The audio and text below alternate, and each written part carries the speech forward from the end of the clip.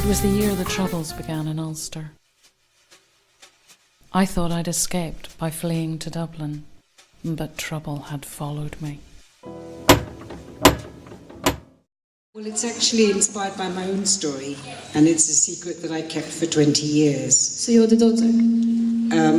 Yes, I was the daughter. I am the daughter. So was it very emotional for you making it after the past? It was very emotional for me, yes.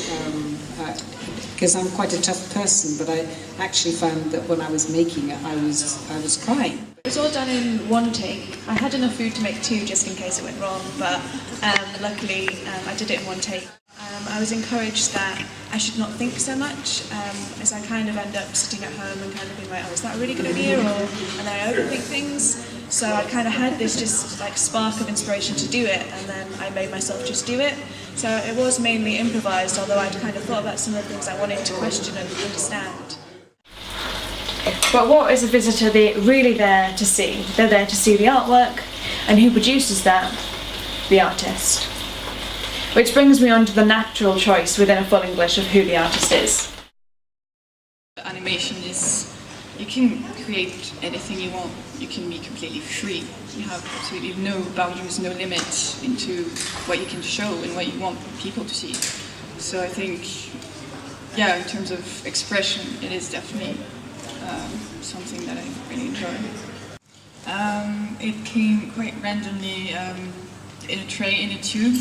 I was listening to Brazilian music, and I was just trying to imagine if all the people were like suddenly going completely crazy, and just like how do people like hide their way of being, seeing their own perception of things, and then I read a book by James Elkin called The Object Stares Back, which is the idea of how everything that we look at is actually like we have an idea in mind without really knowing. It's just this idea of trying to look differently, and then just kind of build up towards trying to get to completely different perceptions and how you could just see it.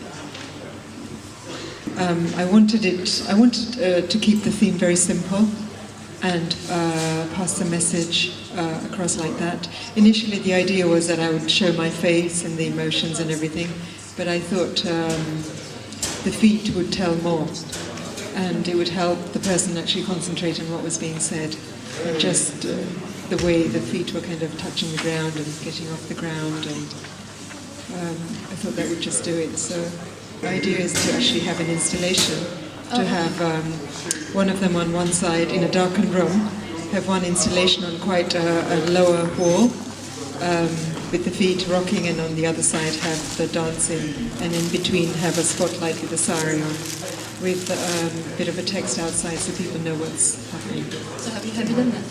No, not yet. I'm waiting for the right moment. Even though we, all the crew, and I saw it on the monitor, her poor boyfriend actually had to watch the whole thing happening there. And but like it wasn't really choreographed. Like the whole thing with a foot in there was it just happened through the acting. So yeah.